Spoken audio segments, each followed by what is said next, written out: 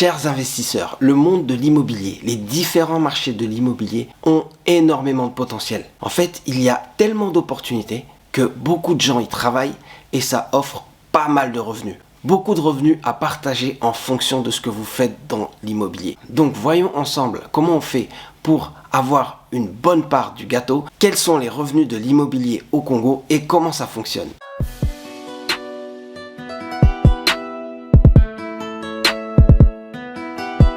Bienvenue à tous, chers investisseurs, investisseuses, pour cette nouvelle vidéo du Club des investisseurs immobiliers au Congo. Aujourd'hui, on va se pencher sur les revenus des différents marchés immobiliers au Congo. Il y a pas mal de marchés, ça dépend de vos stratégies, ça dépend de ce que vous faites, ça dépend des produits que vous utilisez, donc de quel bien immobilier vous vous servez pour construire votre fortune. Mais ça dépend aussi de quelle position vous avez. Quelle est votre phase dans l'investissement immobilier? Est-ce que vous êtes plutôt en phase d'apprentissage? Est-ce que vous êtes plutôt en phase de confirmation où vous êtes dans des partenariats? Ou est-ce que vous avez monté votre structure et que vous êtes un pro de l'investissement immobilier et que vous menez des projets de A à Z? Voilà ces différentes phases qui vont faire que vous allez accéder à différents revenus de l'immobilier au Congo. Il y a 3 types de revenus quand on parle de l'immobilier au Congo et nous allons voir ça tout de suite. Mais avant tout, si vous n'êtes pas encore abonné, alors abonnez-vous à cette chaîne. Abonnez-vous au Club des investisseurs immobiliers au Congo et apprenez à nous connaître, apprenez à connaître l'immobilier au Congo et commencez à investir dès maintenant. Et si vous ne commencez pas à investir, alors commencez à prendre les bonnes informations. Il suffit de vous abonner et d'activer la cloche des notifications. Vous allez recevoir toutes les nouvelles vidéos et toutes les informations, tous les posts qui sont liés au Club des investisseurs immobiliers au Congo. Donc, vous allez déjà avoir un pied dans l'investissement immobilier. Aujourd'hui, la vidéo est un peu spéciale parce qu'on va pas seulement parler d'investissement immobilier, mais on va parler du marché immobilier. Donc, comment vous faites pour avoir des revenus dans l'immobilier au Congo, mais surtout, comment ça fonctionne. Le premier type de revenus qu'on peut avoir dans l'immobilier au Congo, c'est les revenus du travail. Dans les revenus du travail, vous avez les revenus salariés et vous avez aussi les revenus de l'entrepreneuriat quand vous êtes dans une petite entreprise ou alors quand vous êtes à votre compte, quand vous êtes indépendant. Vous avez donc les revenus du travail quand vous êtes salarié, mais aussi les revenus du travail quand vous êtes indépendant. C'est pas les mêmes revenus, c'est pas le même type de revenus, mais c'est des revenus que vous pouvez avoir dans le secteur de l'immobilier. Donc on en parle tout de suite. Les revenus salariés, c'est quand vous êtes employé dans une société. Cette société vous permet de faire des projets immobiliers et vous, en tant qu'employé, vous faites en sorte que ces projets immobiliers soient bien faits et qu'ils arrivent à leur terme. Et pour ça, vous pouvez être gestionnaire immobilier. Si par exemple vous avez plusieurs biens immobiliers à gérer, vous devez donc faire en sorte que les occupants payent bien leur loyer et aussi qu'il y ait une gestion des biens de qualité. Vous pouvez être gestionnaire, mais vous pouvez être aussi agent immobilier. Agent immobilier, vous allez chercher les marchés, vous allez faire en sorte que certains achètent, d'autres revendent, certains louent, d'autres font louer. Donc vous êtes tout le temps sur le terrain et vous faites en sorte que la société qui vous emploie gagne des revenus avec l'activité immobilière. Mais vous avez plusieurs autres postes. Dans une société, vous pouvez être comptable, vous pouvez être gestionnaire administratif, vous pouvez être juriste, vous avez toute une fonction de support dans l'activité qui fait que vous pouvez gagner des revenus dans l'immobilier, donc des salaires, et ces salaires peuvent même être élevés. Un vendeur qui vend beaucoup de biens immobiliers, qui fait louer beaucoup de biens immobiliers, grâce à ses primes, il peut très bien gagner sa vie. Et vous avez aussi tout ce qui est fonction technique. Vous pouvez être ouvrier, vous pouvez être employé à tout faire. Et ça veut dire que vous allez avoir à intervenir sur différents chantiers ou peut-être sur différents biens immobiliers. Donc vous êtes quelqu'un de stratégique pour l'entreprise et c'est pour ça que vous allez avoir des revenus intéressants, des revenus qui peuvent être importants. De l'autre côté, certaines personnes qui veulent gagner plus vont ouvrir leur propre structure. Ils vont devenir indépendants. Et dans l'immobilier, il y a énormément de marchés pour les indépendants qui sont aussi là des fonctions support, mais qui vont facturer pour leurs services. Et pour ça, vous avez par exemple des juristes, des avocats, vous avez des architectes, vous avez des ingénieurs, mais vous avez aussi des artisans, vous avez des conseillers immobiliers, vous avez des conseillers financiers, donc toutes sortes de petites structures qui accompagnent les investisseurs immobiliers et aussi les propriétaires immobiliers dans leurs projets. En étant indépendant, vous travaillez vous-même pour pouvoir facturer aux personnes qui font appel à vos services, mais vous pouvez aussi avoir une petite structure comme une agence immobilière ou un cabinet d'architecte qui va faire en sorte que vous ayez différents marchés. Mais tout repose sur vous. C'est vous qui avez la spécialité, c'est vous qui avez la spécialisation qui vous permet de facturer aux clients. Et c'est pour ça que c'est des revenus du travail, parce que vous allez devoir vendre du temps, le temps que vous avez pour permettre à d'autres d'avoir l'expertise qui leur manque. On parlera ainsi de revenus indépendants, d'honoraires, de facturation, et vous êtes dans l'immobilier, vous gagnez très bien votre vie, mais vous pouvez aussi avoir une charge de travail importante. Et quand on parle d'indépendant, quand on parle de petites structures, là on se dit oui, c'est des revenus qui peuvent être intéressants. Tout dépend de la phase dans laquelle vous êtes. Quand vous voulez apprendre les métiers, quand vous voulez connaître, quand vous voulez acquérir des compétences, quelquefois vous êtes obligé d'être salarié d'une société et gagner en compétences et faire vos preuves. Ensuite, vous allez être indépendant parce que vous savez que vous avez une clientèle, vous savez que vous avez des marchés que vous pouvez avoir et aussi une certaine expertise qui a été prouvée. Une fois ces phases dépassées, vous pouvez penser aussi aux revenus de l'investisseur. Pas forcément dépasser ces phases parce que finalement, pour les revenus de l'investisseur, vous pouvez vous lancer directement. Il suffit d'avoir l'état d'esprit des investisseurs et vous n'avez pas besoin de passer par les autres phases. L'investisseur connaît les investissements immobiliers et son but à lui, c'est de gagner de l'argent en investissant. Alors allons dans le détail. Comment il investit? Il investit en faisant des stratégies. Par exemple, des stratégies d'achat-revente. Dans ces stratégies, il va acheter, rénover, puis revendre. Et il va faire des plus-values. Les plus-values sont les choses qu'un investisseur immobilier va chercher à avoir. Et il peut avoir ces plus-values même avec des terrains, où il va acheter des terrains, revendre par lot, faire des découpages, faire tout type d'opérations, tout type de stratégies qui permettent de faire des plus-values. De l'autre côté, il peut aussi avoir des revenus qui sont liés au loyer quand il a acheté plusieurs biens. S'il a plusieurs biens, que ce soit des commerces, que ce soit des bureaux ou même des biens résidentiels, alors il va avoir des loyers. Chaque mois, chaque trimestre, chaque semestre, il aura des loyers, même peut-être chaque année, il aura des loyers qui dépendent des biens immobiliers qu'il a et aussi de ses locataires. Donc des personnes qui utilisent ces biens et qui lui reversent des loyers. Et ça peut devenir une rente pour l'investisseur, ça peut devenir un revenu régulier d'investisseur. Mais en dehors de ça, il y a aussi l'immobilier qui n'est pas forcément tangible. La personne est investisseur et elle est beaucoup moins impliquée, dans le sens où elle va mettre son argent au travail. Pour mettre l'argent au travail, l'investisseur va prêter de l'argent. Il va prêter de l'argent à une structure et dans le cadre d'un projet immobilier, il va retrouver son argent avec les intérêts en plus.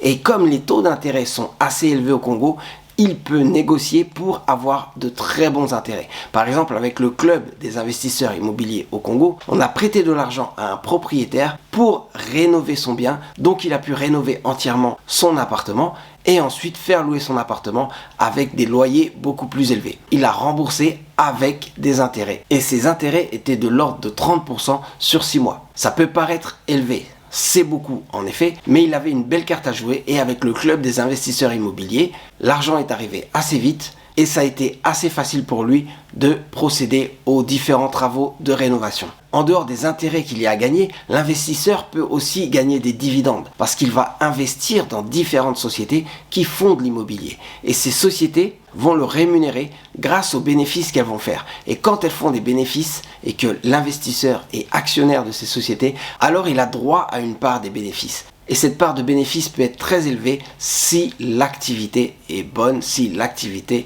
ramène beaucoup de flux, si l'activité rapporte beaucoup d'argent. Donc l'investisseur a intérêt à trouver les pépites dans lesquelles il va investir. Est-ce qu'il va investir dans des projets, prêter de l'argent, ou est-ce qu'il va investir dans des sociétés et devenir partenaire, devenir actionnaire? L'investisseur doit trouver la meilleure façon pour lui d'investir, parce qu'il peut aussi investir en direct dans des biens immobiliers et gagner des loyers et des plus-values. Il peut tout aussi bien faire un mix de tout ça en fonction de ses spécialités, en fonction de ce qu'il aime faire et donc avoir énormément de revenus en tant qu'investisseur immobilier. À ne surtout pas négliger. Le statut d'investisseur immobilier peut rapporter énormément d'argent. Et si on regarde, c'est assez transversal. Il y a plusieurs possibilités. Vous pouvez investir en nom propre ou investir dans une petite structure qui vous permet de gagner de l'argent grâce à votre activité dans l'immobilier. Mais quand je parle de structure, je voudrais justement enchaîner avec le troisième type de revenus qu'on a dans l'immobilier, les revenus d'entreprise. Vous avez une structure, mais elle peut être une très grosse structure. Et quand je parle de revenus d'entreprise, je parle de grosses structures. Quand vous avez grandi dans l'immobilier, quand vous avez pris l'expérience, quand vous avez pris la capacité de monter des projets et aussi la capacité de lever des fonds, vous devenez un gros investisseur immobilier. Et pour ça, vous avez différentes entreprises car vous faites du volume. Imaginez que tous les revenus que vous pouvez faire en tant qu'investisseur, vous les faites avec différentes entreprises. Donc, vous multipliez les gains. Car en fait, vous avez des entreprises qui ont des structures qui permettent de faire plusieurs projets en même temps. Plusieurs projets, plusieurs investissements en même temps et donc de gagner plus de revenus. Que ce soit quand vous investissez dans les immeubles, vous avez différents immeubles qui vous rapportent énormément de loyers, mais vous pouvez aussi avoir plusieurs maisons qui vous rapportent des loyers, que ce soit dans des stratégies de location saisonnière ou dans des stratégies de location nue ou meublée, plusieurs loyers que vous allez avoir au sein de vos différentes entreprises. Et ça peut être aussi géographique. Donc vous avez des entreprises dans différentes zones du pays et vous voyez aussi qu'il y a différents niveaux de rentabilité. Mais tout ça, ça va dans vos entreprises et derrière dans les comptes consolidés. Vous gagnez des loyers, vous gagnez des revenus immobiliers, vous gagnez aussi des plus-values dans des différentes opérations et que les personnes qui travaillent dans ces entreprises vont mettre en place pour vous et ça vous fait énormément de revenus. C'est en fait lié à la possibilité de multiplier les opérations.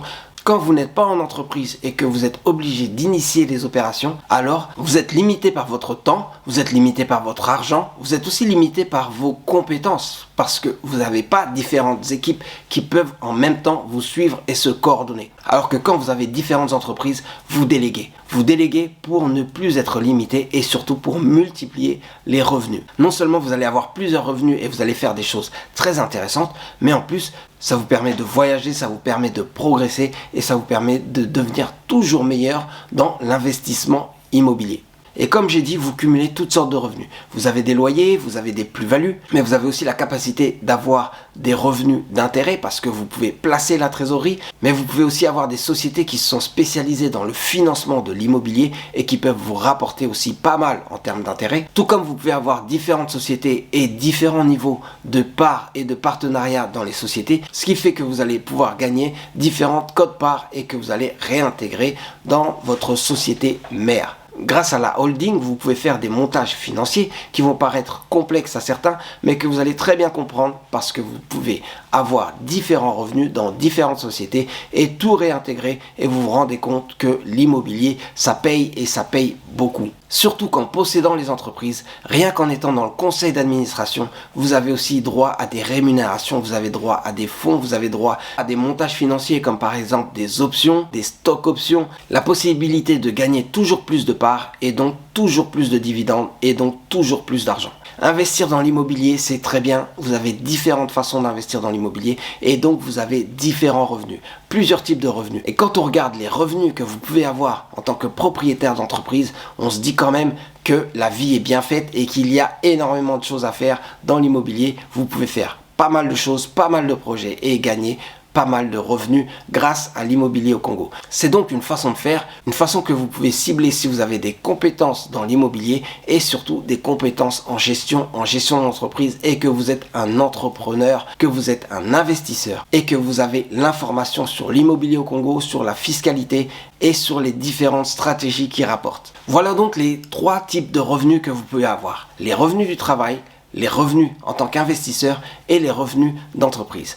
Vous pouvez avoir accès à tous ces revenus l'un après l'autre, mais vous pouvez aussi les cumuler selon les différentes stratégies que vous avez et en tant qu'investisseur, vous vous rendez compte que cette activité rapporte. On ne le dira jamais assez, l'immobilier au Congo, ça rapporte. Que ce soit des salaires, des honoraires, des facturations, des intérêts, des dividendes, tellement de façons de gagner de l'argent avec l'immobilier que vous devez forcément vous lancer. L'immobilier au Congo, ça paye cash et ça paye en dollars. Donc pensez-y, intégrez un club d'investisseurs, apprenez à investir dans l'immobilier au Congo et gagnez toujours plus. Oui, gagnez plus et surtout apprenez.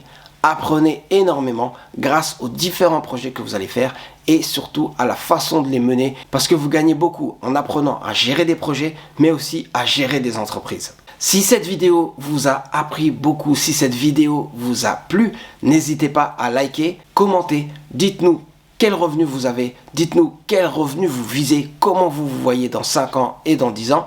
Mais aussi partagez un maximum la vidéo, partagez un maximum l'information sur cette chaîne, partagez cette chaîne à toutes les personnes qui peuvent être intéressées par l'immobilier au Congo et tous ensemble, on va faire en sorte que les choses changent. Et surtout, si ce n'est pas déjà fait, abonnez-vous. Cliquez sur le bouton pour vous abonner et sur la cloche de notification. Nous, on se revoit très bientôt car il y a d'autres sujets qu'on doit aborder dans l'immobilier au Congo. Si on veut être investisseur, il y a encore énormément de choses à discuter. Donc, on se revoit très vite pour une prochaine vidéo. C'était Serge Aliouania pour le Club des investisseurs immobiliers au Congo. Restez connectés, restons connectés.